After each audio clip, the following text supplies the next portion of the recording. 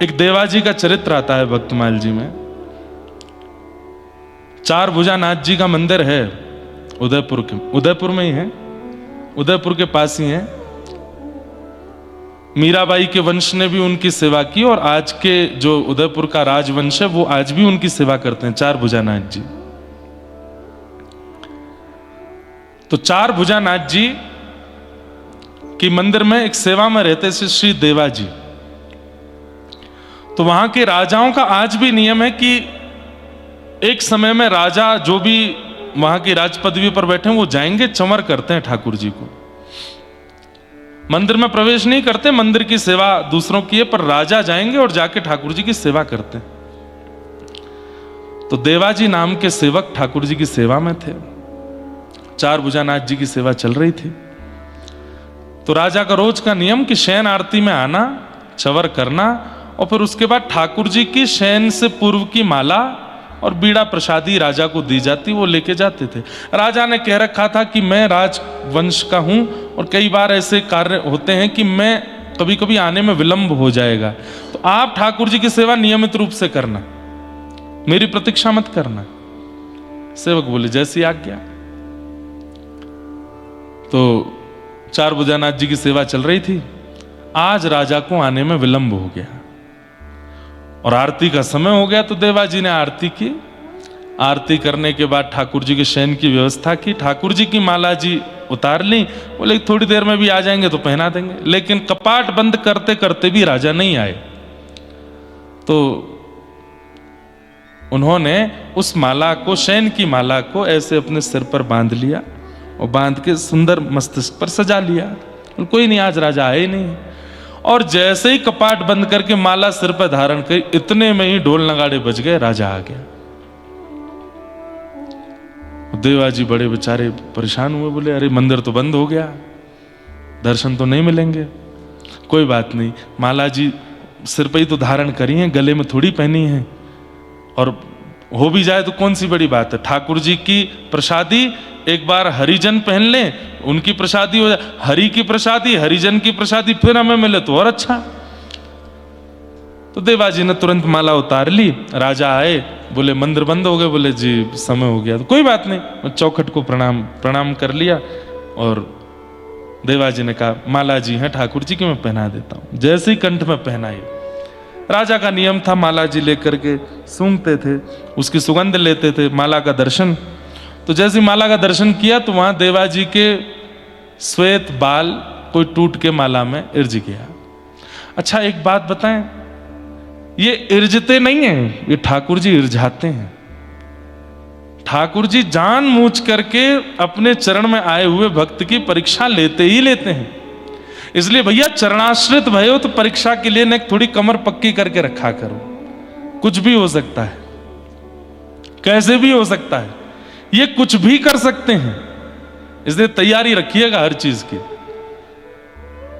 राजा ने जैसी माला देखी तो माला में केश देके तुरंत देवाजी के सिर पर गए, तो सफेद केश थे, बूढ़े बुजुर्ग, वो भी व्यंग में बोले भगवान बूढ़े हो गए हैं क्या, भगवान के बाल पक गए हैं क्या। तो देवाजी के मुख से उन्होंने झूठ नहीं बोला, लेकिन अनायास मुख से निकल गया, हाँ ठाकुर जी बूढ़े हो गए। अच्छा भगवान बूढ़े हो गए, हमारे चार भुजानाथ बूढ़े हो गए। बोला हाँ, कल आता हूं सुबह मंगला में, और मंगला में मुझे ठाकुर जी के केश का दर्शन करना है, देखूं तो सही कितने बूढ़े हो गए भगवान। और यदि ऐसा नहीं हुआ तो फिर आप अपने जीवन के लिए प्रार्थना कीजिएगा ठाकुर जी से। अब वो तो चले गए, देवाजी रोने लगे। उनको इस बात का कष्ट नहीं था कि मैंने झूठ बोला, ठीक है झूठ तो निकल गया, क्यों बोला पता नहीं, कैसे मेरे मुख से निकल गया, पर मैंने चिन्मय परमात्मा को बूढ़ा कैसे बोल दिया। इतने दिन ठाकुर जी की सेवा करते हुए, इतने दिन ठाकुर जी के अंग स्पर्श करते हुए भी मेरे मुख से ये निकल कैसे गया भगवान बूढ़े हो गए। बहुत कष्ट होने लगा चित्त को, और बस मन में सोचने लगे अब तो सब नष्ट हो जाएगा, सेवा भी छिनेगी, प्राण भी चले जाएंगे और सब खत्म हो जाएगा। देवाजी सुबह सुबह मंगला में पहुंचे, राजा आ गया था और राजा तो व्यंग में बस देवा जी को देख रहा था, बोले कपाट खोलो देखता हूं। सब बूढ़े हो गए भगवान। ताला खोला। अब मंदिर में एक साथ ही प्रवेश होता है, ऐसे भी नहीं पहले जाके कुछ कर आए हों। जैसे ही द्वार खोले और जैसे ही कपाट खुले हैं, बोल चार भुजानाथ भगवान की। और जैसे ही दर्शन किए हैं महाराज, कल तक भी नहीं थे, आज ठाकुर जी के सबरे बाल सफेद हो गए। श्वेत केश हैं ठाकुर जी के। तो आज कौन हो गए? बोले बूढ़े चार भुजानाथ, बाल सफेद हो गए। सब लोग देख करके आश्चर्यचकित हो गए। देवा जी के तो नेत्रों से अश्रुधार गिरने लगी। अरे जय जय, ये क्या किया आपने? लेकिन राजा को संशय हुआ कि पुजारी हैं, हो सकता है बीच रात्रि में आकर के जो है गोंद से सफेद बाल लगा गए हों बचने के लिए। भीतर प्रवेश कर गए गर्भगृह में और देखने के लिए ठाकुर जी के केश पकड़ करके खींचे। तो कहते हैं जैसे ही खींचे, कमल नयन भगवान जो बिल्कुल मंद मुस्काते हुए खड़े थे चार भुजानाथ जी, तो जैसे केश खींचने पर एक सिसकारी मुख से निकलती है और भौहें ऐसे हो जाती हैं और व्यक्ति को जैसे पीड़ा में उसका मुखमंडल हो जाता है। चार भुजानाथ जी के मुख से सिसकारी निकली और जैसे केश खींचने पर जो आवाज आती है या जैसा मुखमंडल हो, बिल्कुल वैसा मुखमंडल हो गया। और उसका दर्शन सबने किया, उस राजा ने भी किया। और उससे भी ज्यादा कष्टदायी, जब केश खींचे तो एक केश टूटा और वहां से रक्त प्रवाह होने लगा। राजा के नेत्र सजल हो गए। मुझे क्षमा कर दो नाथ, बहुत बड़ा अपराध हो गया मुझसे, मैं बहुत बड़ी भूल हो गई। मैंने संशय किया, आप पर तो किया ही किया, आपके भक्त देवाजी पर भी किया, मुझसे बहुत बड़ी भूल हो गई। जब बाहर आए तो ठाकुर जी को अपने ऊपर संशय, ठाकुर जी पर संशय हम लोग करते हैं ना, ठाकुर जी को इतनी पीड़ा। वृंदावन में कभी कभी दुकानदारों के यहाँ देखने में बहुत कष्ट भी होता है, ऐसे घुमा घुमा के लड्डू गोपाल देखते हैं, ये वाले बढ़िया नहीं हैं, इनके पाम थोड़े ऐसे हैं, इनके ऐसे, ये वाले दो, ये वाले। ठाकुर जी पर संशय क्या करना है? ठाकुर जी सब मंगल में है, ठाकुर जी में नाप तोल क्या करना?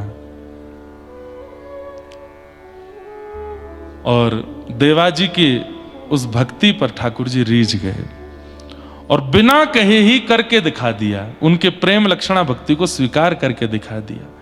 चार थे स्वविज्ञ स्वराट, ठाकुर जी अविज्ञ हैं। और कैसे हैं? बोले स्वराट, उनको किसी से प्रकाश की आवश्यकता नहीं, वो स्वयं प्रकाशवान है। कृष्ण लीला में वर्णन करते हैं कि भगवान के सामने पूतना आदि राक्षसाएं सबको ठाकुर जी पहचान गए। यशोदा मैया और सब गोपियां अंधेरे में छीके में मटकी रखती हैं, तो ठाकुर जी अंधेरे में जाते हैं। कृष्ण करणामृत का एक श्लोक है, मुझे याद नहीं है, मैं आज ढूंढ के कल सुना दूंगा। वहां पर श्री विल्लु मंगल जी एक बहुत सुंदर वर्णन करते हैं। इस वर्णन को आप केवल अनुभव करो, सुनो मत। क्या कहते हैं कि श्री कृष्ण का तन कैसा है, श्री कृष्ण का वपु कैसा है? बोले वो जितने अंधेरे में जाते हैं उतने ज्यादा सुंदर लगते हैं, जितने प्रकाश में रहते हैं सुंदर तो तब भी लगते हैं, लेकिन वो जितने सघन कुंज में जाते हैं जहां सूर्य का प्रकाश ना पहुंच रहा हो, असंख्य वृक्ष वल्लरियों के बीच में किशोरी जी जब जब भी श्याम सुंदर से मिलती है नुकुंज में ही मिलती हैं। क्यों? जहां सूर्य का प्रकाश ना पहुंचे। और वहां जब ठाकुर जी जाकर के बैठते हैं अंधेरे में, तब ठाकुर जी की नील सरोरुह कांति जब उठने लगती है। कैसा है ठाकुर जी का तन? अभिनव जलधर सुंदर, अथाह जलाशय जहां होता है तो गहरे जल का जैसा वर्ण होता है वैसा वर्ण है ठाकुर जी का, और अंधेरे में वो और खिलने लगते हैं। तो किशोरी जी ठाकुर जी को और अंधेरे में ले जाती हैं और भीतर ले जाती हैं, और जहां पे सूर्य का प्रकाश ना हो वहां ले जाके बैठती हैं। और वहां जाकर के किशोरी जी जब ठाकुर जी को देखती हैं, ऐसा सुंदर अंग प्रकट होता है ठाकुर जी का, ऐसी सुंदर कांति दिखती है ठाकुर जी की।